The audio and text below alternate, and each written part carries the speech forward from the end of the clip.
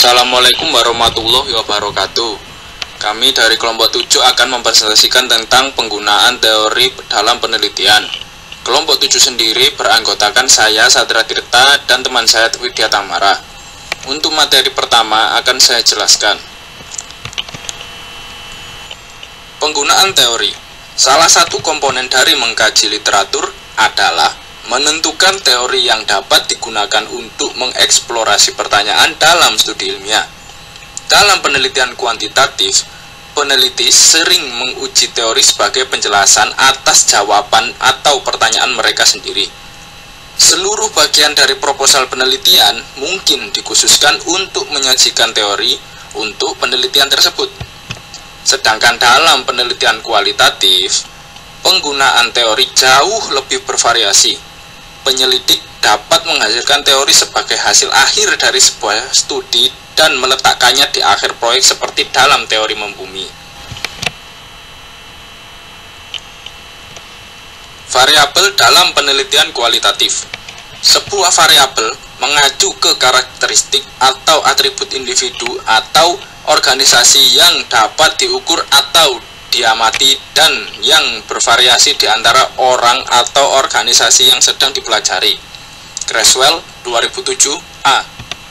Variabel biasanya akan bervariasi dalam 2 atau lebih kategori atau pada sebuah kontinum skor dan dapat diukur atau dinilai dalam skala. Terdapat 4 komponen dalam variabel penelitian kualitatif. Yang pertama, variabel independen. Yang kedua, variabel dependen. Yang ketiga, variabel intervening atau mediasi. Dan yang keempat, variabel moderasi. Definisi teori. Sekumpulan konstruksi yang saling terkait yang dibentuk menjadi proposisi atau hipotesis yang menentukan hubungan antar variabel. Sebuah teori mungkin muncul dalam studi penelitian sebagai suatu kerangka diskusi atau rasional dan membantu untuk menjelaskan fenomena yang terjadi di dunia. Leibovitz dan Hagedorn 1971 menambahkan pada definisi ini gagasan tentang alasan teoretis yang mereka definisikan sebagai menentukan bagaimana dan mengapa variabel dan pernyataan rasional saling terkait. Bentuk teori. Peneliti menyatakan teori mereka dalam proposal penelitian dengan beberapa cara, seperti serangkaian hipotesis, pernyataan logika jika maka, atau mode visual. Pertama, beberapa peneliti menyatakan teori dalam bentuk hipotesis yang saling berhubungan. Sebagai contoh, Hopkins 1964 menyampaikan teorinya tentang proses pengaruh sebagai rangkaian dari 15 hipotesis.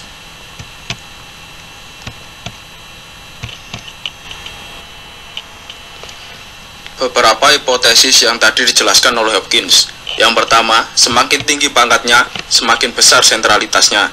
Yang kedua, semakin besar sentralitas seseorang, semakin besar observabilitasnya.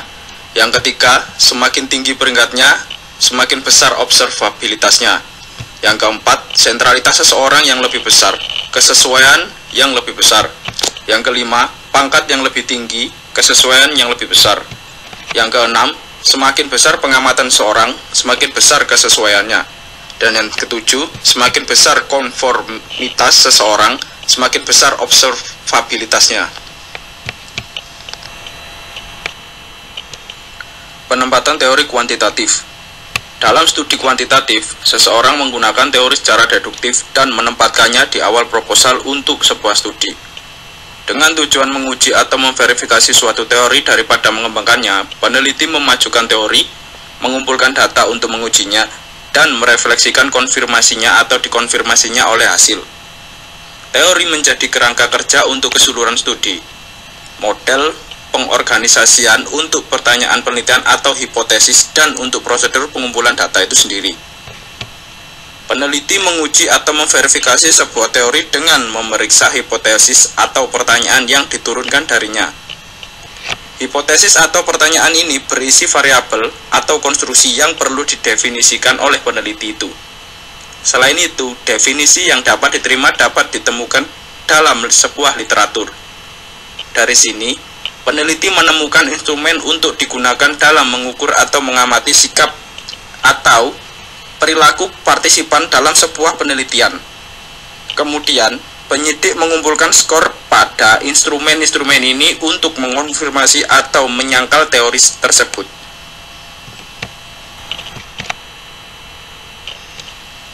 Menulis perspektif teoretis kuantitatif. Menyajikan model untuk menulis bagian perspektif teoretis kuantitatif ke dalam rencana penelitian. Asumsikan bahwa tugasnya adalah mengidentifikasi teori yang menjelaskan hubungan antara variabel independen dan dependen. Contohnya, yang pertama, lihat dalam literatur berbasis disiplin untuk sebuah teori. Jika unit analisis untuk variabel adalah individu, lihat di literatur psikologi. Untuk mempelajari kelompok atau organisasi, lihat di literatur sosiologis. Yang kedua, periksa juga studi sebelumnya yang membahas topik atau topik yang terkait erat. Teori apa yang digunakan oleh penulis lain? Batasi jumlah teori dan cobalah untuk mengidentifikasi satu teori menyeluruh yang menjelaskan hipotesis utama atau pertanyaan penelitian utama. Yang ketiga, seperti disebutkan sebelumnya, ajukan pertanyaan pelangi yang menjembatani variabel independen dan dependen. Mengapa variabel independen mempengaruhi variabel dependen? Sebagai contohnya. Yang keempat, tuliskan bagian teori. Ikuti kalimat utama berikut. A. Teori yang akan saya gunakan adalah. B. Ini dikembangkan oleh. C. Digunakan untuk mempelajari. D. Teori ini menunjukkan bahwa. E. Seperti yang diterapkan pada studi saya, teori ini menyatakan bahwa saya mengharapkan variabel independen saya. F. Mempengaruhi atau menjelaskan variabel dependen. Dan G. Karena titik.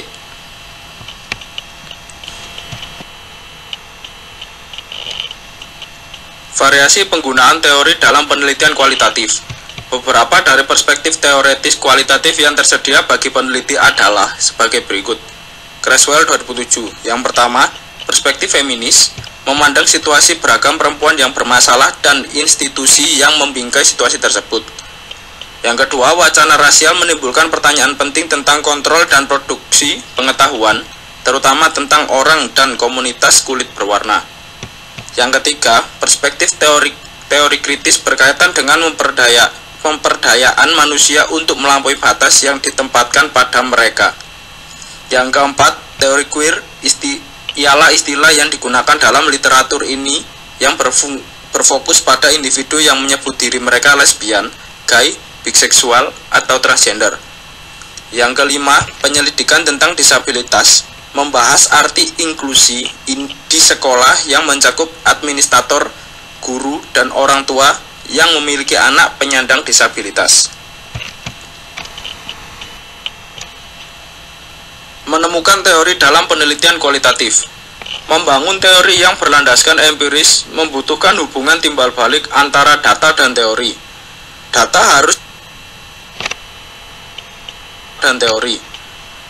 harus diperbolehkan untuk menghasilkan proposisi dalam cara dialektis yang memungkinkan penggunaan kerangka kerja teoretis a priori, tetapi yang menjaga kerangka tertentu dari menjadi wadah di mana data harus dituangkan. Murguia, Padilla, dan Pavel 1991 mempelajari integrasi 24 siswa Hispanik dan penduduk asli Amerika ke dalam sistem sosial kampus.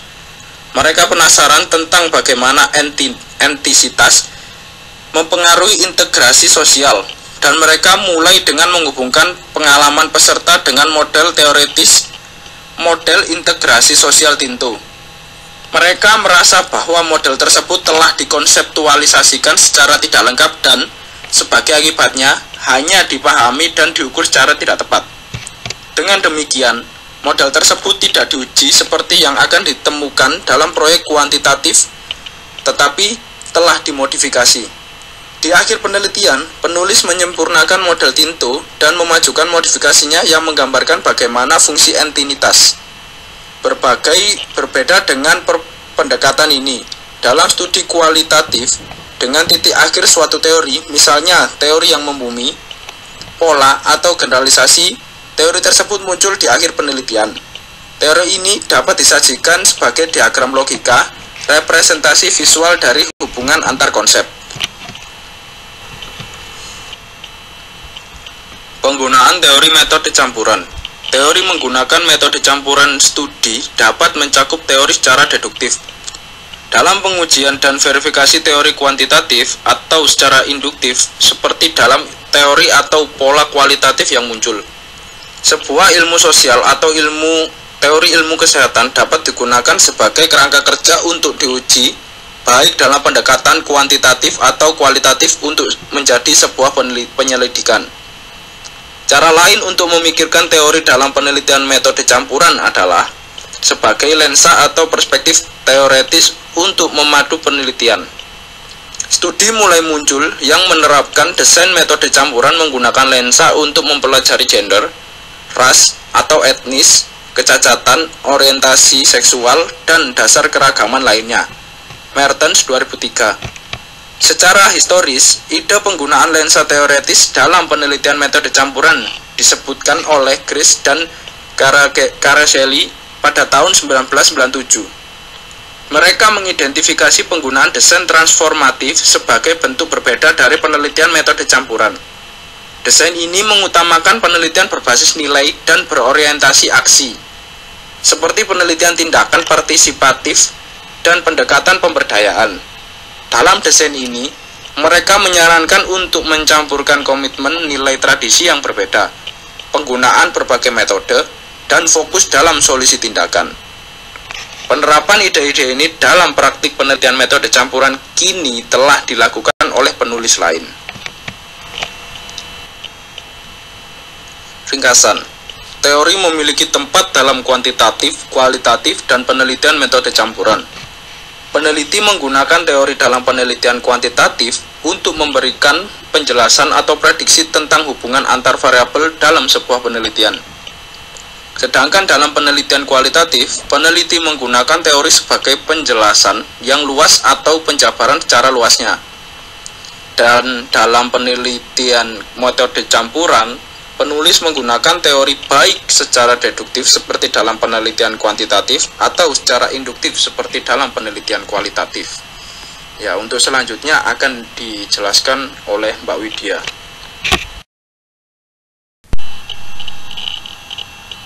Signifikansi dan makna dari pernyataan. Lakedal 2007 memberikan pendapatnya bahwa tujuan yang dimaksud ialah tujuan yang menunjukkan mengapa ingin belajar, apa yang ingin dicapai. Disebut pernyataan tujuan karena mengandung kelebihan dari semua maksud dari studi yang diusulkan dalam satu kalimat atau beberapa kalimat. Peneliti perlu membedakan dengan jelas antara tujuan pernyataan, masalah penelitian, dan pertanyaan penelitian. Tujuan pernyataan maksudnya adalah menjelaskan maksud dari penelitian, bukan masalah atau memahami kebutuhan untuk belajar, juga bukan pertanyaan penelitian. Tujuan ditetapkan untuk menemukan ide utama dari proposal atau belajar. Ide dibangun di atas kebutuhan atau masalah dan disempurnakan menjadi lebih spesifik pertanyaan atau pertanyaan penelitian. Pernyataan tujuan sangat penting karena sangat membantu untuk membedakannya dari aspek lain proposal atau studi serta untuk membingkainya sebagai satu paragraf yang dapat diidentifikasi dengan mudah oleh pembaca. Berikut pernyataan tujuan berdasarkan kualitatif, kuantitatif, dan metode campuran. Pernyataan tujuan kualitatif. Dalam pernyataan tujuan kualitatif berisi informasi tentang fenomena sentral yang dieksplorasi dalam penelitian jenis ini. Beberapa fitur desain dasar untuk menulis pernyataan ini ialah: A. Gunakan kata-kata seperti maksud atau tujuan dengan isyarat perhatian pernyataan sebagai gagasan pengendali pusat. Untuk menulis pernyataan tujuan, juga memisahkan kalimat atau paragraf dan menggunakan bahasa penelitian. B. Fokus pada fenomena atau konsep atau ide. Mempersempit ruang belajar ke dalam satu ide untuk dieksplorasi atau dipahami. Fokus yang dimaksud adalah suatu tujuan yang tidak menyampaikan atau menghubungkan dua atau lebih variabel atau membandingkannya. C. Gunakan kata kerja tindakan untuk menyampaikan bagaimana pembelajaran akan berlangsung. D. Menggunakan peserta yang ada dalam penelitian. Merujuk pada siapakah penelitiannya? Apakah lebih ke individu, sekelompok orang, atau seluruh organisasi? E. Mengidentifikasi situs untuk penelitian. Menjelaskan situs dengan jelas dan detail sehingga pembaca mengerti persis di mana letak studi yang dilakukan, seperti rumah, ruang kelas, organisasi, di suatu program atau acara. F. Menyertakan beberapa bahasa untuk membatasi ruang lingkup partisipasi atau lokasi penelitian dalam penelitian. Misalnya, membatasi hanya untuk wanita saja. Pembatasan ini dapat membantu untuk lebih menentukan parameter dari studi penelitian. Pernyataan tujuan kuantitatif. Komponen utama dari pernyataan tujuan kuantitatif yang baik ialah yang meliputi 1. Sertakan kata-kata untuk mengisyaratkan maksud utama penelitian. 2. Mengidentifikasi teori, model, atau kerangka konseptual. 3. Mengidentifikasi variabel independen dan dependen. 4. Menggunakan kata-kata yang menghubungkan variabel bebas dan variabel terikat yang menunjukkan bahwa mereka saling terikat, seperti hubungan antara dua atau lebih banyak variabel, atau perbandingan dua atau lebih kelompok. 5. Menyebutkan jenis strategi penyelidikan tertentu, seperti survei atau penelitian eksperimental yang digunakan dalam penelitian. 6. Membuat referensi, mempelajari dan menyebutkan lokasi penelitian. 7. Mengidentifikasi secara umum setiap variabel kunci yang ditemukan dalam literatur. Pernyataan tujuan metode campuran. Pernyataan metode tujuan campuran mengandung maksud secara keseluruhan pembelajaran, yaitu informasi tentang untaian penelitian kuantitatif dan kualitatif, dan alasan menggabungkan kedua penelitian tersebut untuk mempelajari permasalahan penelitian. Kemudian, harus diidentifikasi dengan memberikan rambu-rambu utama untuk dipahami pembaca pada bagian kuantitatif dan kualitatif agar dipahami oleh pembaca. Berikut beberapa pedoman untuk pernyataan tujuan metode penelitian, yaitu 1. Memulai dengan kata-kata isyarat seperti tujuan dari atau maksud dari. 2. Menunjukkan maksud secara keseluruhan penelitian. 3. Menunjukkan tipe desain metode. 4. Mendiskusikan alasan untuk menggabungkan data kuantitatif dan kualitatif. 5. Menyertakan karakteristik pernyataan tujuan kualitatif. 6. Menyertakan karakteristik dari keadaan tujuan kuantitatif. 7. Mempertimbangkan untuk menambahkan informasi tentang tipe spesifik dari dua penelitian. 8. mempertimbangkan untuk menambah informasi tentang tipe spesifik kedua penelitian tersebut mengenai pengumpulan data kualitatif dan kuantitatif.